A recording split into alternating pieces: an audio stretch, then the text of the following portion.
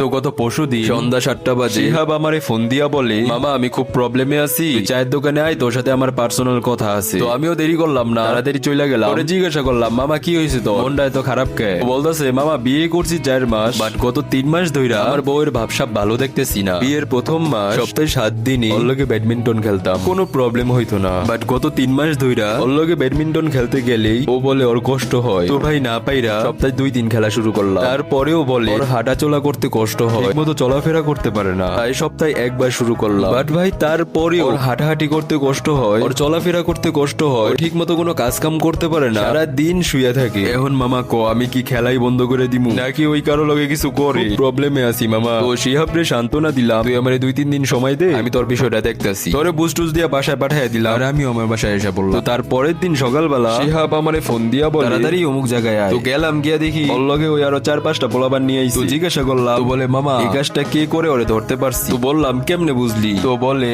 গতকাল রাতে যখন আমি আমার বইয়ের লগে খেলতাছি তখন ও বলে আমার কষ্ট হইতাছে। পরে আমি নামে পড়লাম, বললাম দেখছো আমার আরো ইচ্ছা থাকা সত্ত্বেও আমি নাইমা পড়ছি শুধু তোমারে ভালোবাসি বইলা। পরেও আমারে জড়ায়া ধরে কান্না করে দিছে। তো জিজ্ঞাসা করলাম কান্না করো কে? পরে বলে তুমি আমাকে ভালোবাসো বইলা তোমার ইচ্ছা থাকা সত্ত্বেও আমার কষ্ট হয়, তাই তুমি সাথে সাথে নাইমা পড়ো। বাট তোমার বন্ধু সাহেব ওরে যদি বলি কষ্ট হয় পারতাছি না, তখন ওই হাত পা বাইন্দা আবার শুরু করে, কানলেও ছাড়ে না প্রতিদিন।